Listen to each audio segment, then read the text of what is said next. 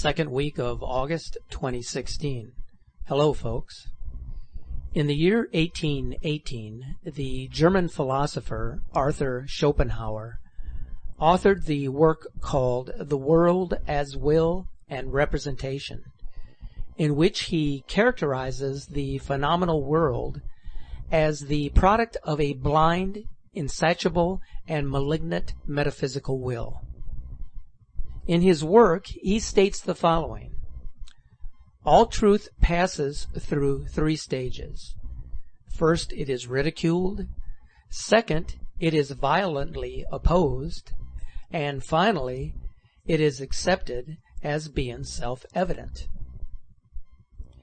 A gigantic celestial comet-like planet, known in ancient times as Nibiru, the Destroyer, Wormwood, the Frightener, Hercolubus, and various other names, is once again headed toward planet Earth, and has already begun to spawn a series of global catastrophes.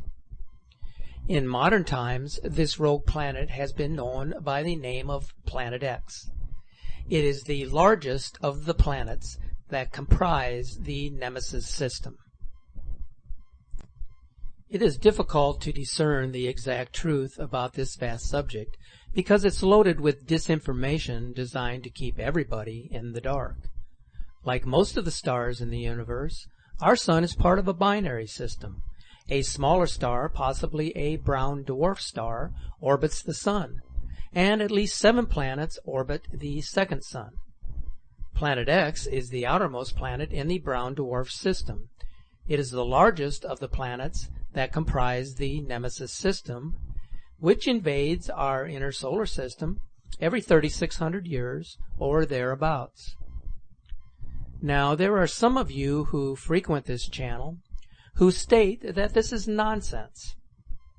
My question to you is this: what makes this solar system differ from the others in the vast universe, most of which are known to be part of a binary or even trinary system? There's a possibility we're dealing with something different now. But one thing is clear. Several large celestial bodies have invaded our solar system, and they're already wreaking havoc on Earth. Here are some compelling videos that will help explain what's happening. All of them tell their own story. We'll begin with this video from Antarctica this past April, which shows some of the celestial objects in the sky that are part of the Planet X solar system.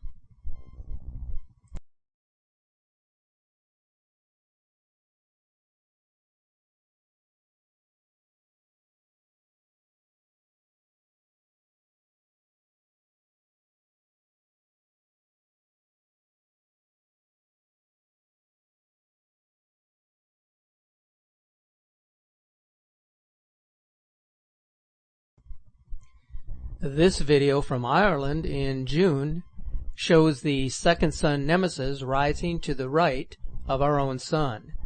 This video has been enhanced to show the light intensity of the two suns.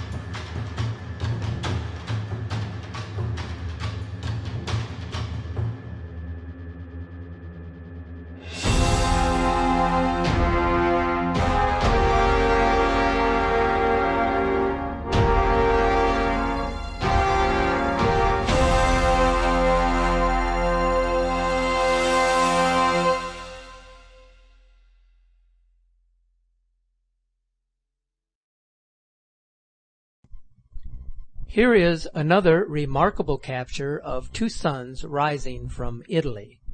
Notice that there are two separate and very distinct reflections in the water.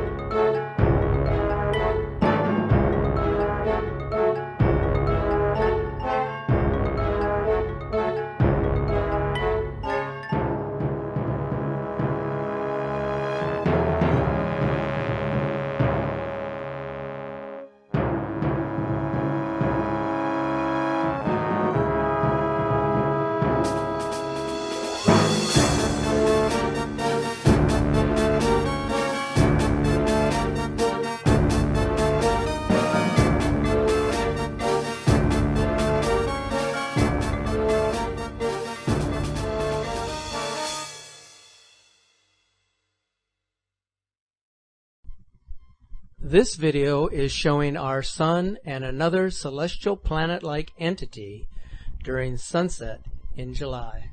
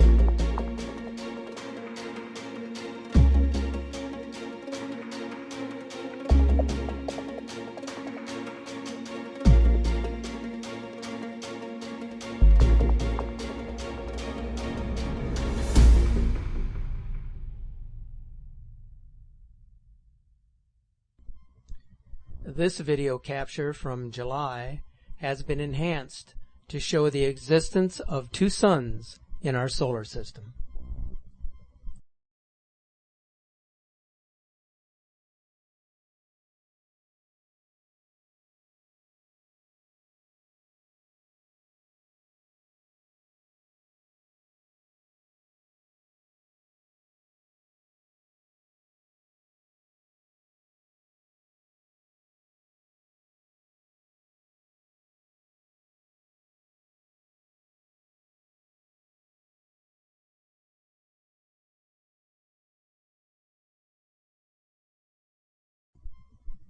Once again, the cameras are able to discern the difference between our very large sun and the smaller sun-like object that appears in this video.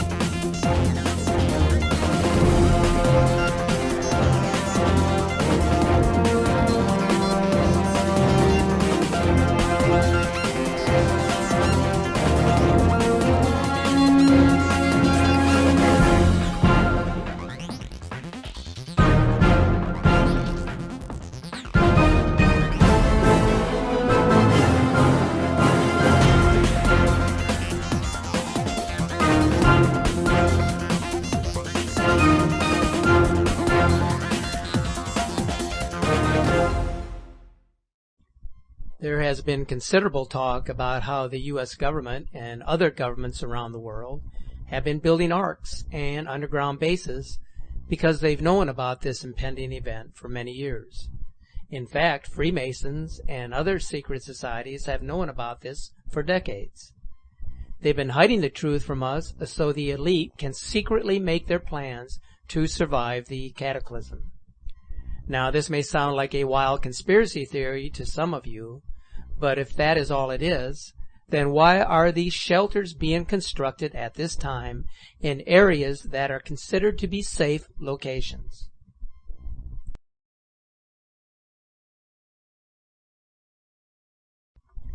Many of the events depicted in the movie 2012 could very well happen, although to a somewhat lesser degree than what Hollywood producers would suggest. In fact, many people believe the movie was released with the wrong date in order to discredit the Planet X cover-up. The idea was that when 2012 passed and nothing happened, clueless people would say, "See, it was all a paranoid conspiracy theory. There's no such thing as Planet X." But what if the movie producers knew the major catastrophes weren't going to happen until years later? The psychological effect produced by the movie bought the elite some more time to make their preparations without society completely falling apart into panic mode. Another film that depicted the impending cataclysms was Deep Impact, which was released back in 1998. Morgan Freeman played the black president who announced to the world that a comet was headed for Earth. It also depicted the elite seeking shelter in underground bunkers. There have been many such films in recent years that have depicted Earth getting hit by meteors. One of those was Meteor Storm, which was released in 2009.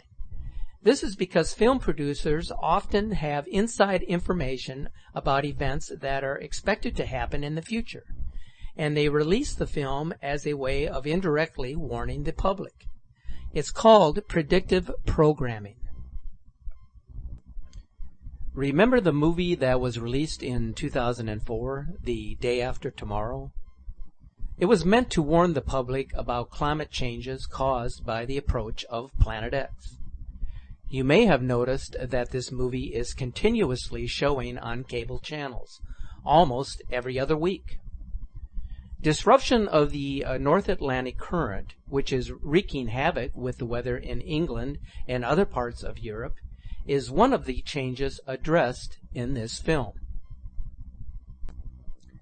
There is also the apocalyptic TV programs, such as The Walking Dead, that depict a world in which there's no electricity, society has completely broken down, and it's everyone for themselves, just like the world that will be left behind after the pole shift.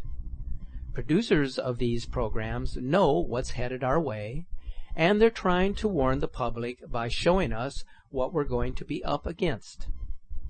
Why such a morbid fascination with zombies?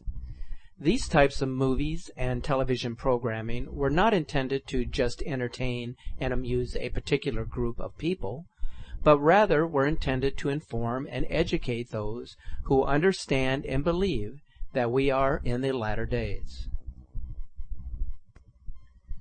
Only if you understand the truth about Planet X will you be able to understand the seemingly incomprehensible events taking place today. The news about what is happening has been leaked by a number of credible sources. Here is just one example of preparations in place for what is expected to occur as reported by CNN News. Well, I'm on the island of Spitsbergen, one of the northernmost points in the world, and we're here to witness the opening of what has become known as the Doomsday Vault. Inhospitable as it may be, it's precisely this spot's inaccessibility that makes it perfect for a project that could just safeguard human existence for thousands of years to come. This 100-meter tunnel connects us with a series of vaults where 4.5 million seed samples will eventually be stored. It's the brainchild of Carrie Fowler, one of the world's leading agricultural scientists. And what we're trying to do is freeze the seeds, because if you want to conserve them for a long time, you simply freeze them. So we found the coldest spot in the mountain where it's naturally below freezing and will be even worst case climate change scenario 200 years from now. Should global catastrophe happen, he's confident the world's food supply will be safe, deep frozen inside this mountain. And that's what we're going to do. We're going to freeze the world's agricultural heritage. Fail-safe protection for one of the most important natural resources in the world. Well, the cold kills everything in here. Even the camera's finding it difficult to cope. It's minus 15 at the moment. How much colder will it get, Kerry? It'll go down to about minus 20. Won't kill the seeds, though. No, the seeds like it that way. And they'll be on the shelves, I guess? Yes, here. We'll have samples of about 1.5 million different crop varieties sitting on the shelves here. The seeds can be conserved here for hundreds or thousands of years. My goodness. Everyone needs to know the truth about what is about to transpire on planet Earth. A few years ago, the U.S. government installed a gigantic telescope at the South Pole that was designed to track Planet X as it approaches Earth. Someone who worked in the facility leaked some photos of Planet X on the internet in an attempt to warn humanity, as shown in this video clip.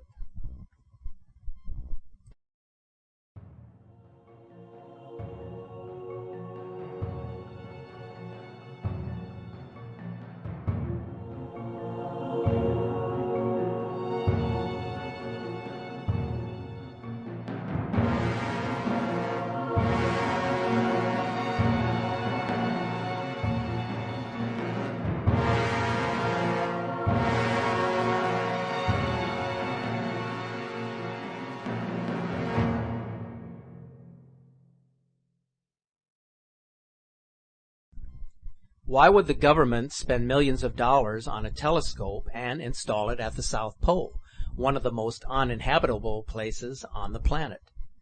The answer is that Planet X is visible only from the southern hemisphere as it approaches Earth. Global warming and climate change are cover stories for the effects that Planet X is causing on Earth and all of the other planets in the solar system. All the planets are experiencing drastic changes as a result of the electromagnetic and gravitational forces exerted by the rogue system of planets. Arctic ice is not melting because of global warming. It's melting because the Earth is heating up from the core outward. These disturbances are also causing bizarre Earth and atmospheric changes, and they will continue to increase in severity as the Planet X system approaches. There are a number of disinformation agents and specialists who are going on the internet to dissuade you and to have you believe that this is all a hoax. It is up to you and you alone to make sure that you are not led astray by their antics. I've noticed in recent months that the emergency broadcasting system is conducting tests over the airwaves on numerous satellite radio channels. So what is up with that? Why conduct emergency tests and then tell folks not to worry that everything you hear and see is a fabrication? The key lies in your ability to comprehend what is happening in your surroundings. There is no reason to panic, but we should all be educated on what to expect and in how to survive, if survival is what you desire when all hell breaks loose. Many sources have predicted Planet X would pass by in 2012, as some were led to believe that its passage was tied to the Mayan end times prophecy. But the truth is, no one really knows exactly when to expect the Planet X Nemesis system, except maybe NASA, and as you know, they insist it doesn't exist, even after telling the world they had discovered the system back in the mid-1980s. One way to know for sure that the final cataclysms are imminent is that you should be able to see Nibiru in the daytime sky for several weeks before it makes its closest passage to Earth. It will appear as a second sun in the sky. Your main concern should be to prepare for any and all catastrophes. Don't wait until it becomes visible to all. It will be too late. But even if you don't have the desire to prepare, knowing what is going to happen will have a positive impact on your spiritual well-being. I don't expect that many will survive the catastrophe that a celestial event of this magnitude will bring. It's an unpleasant thought. And yet hundreds of thousands of people die every year for one reason or another, and we hardly give it a passing thought. Here is a more cheerful thought for you. Even if you fail to survive the impending cataclysm, we are all spiritual beings. Our souls are eternal. They cannot be taken from us. Those who survive will carry on in our place to live in harmony with one another, as was intended by the creators of the world.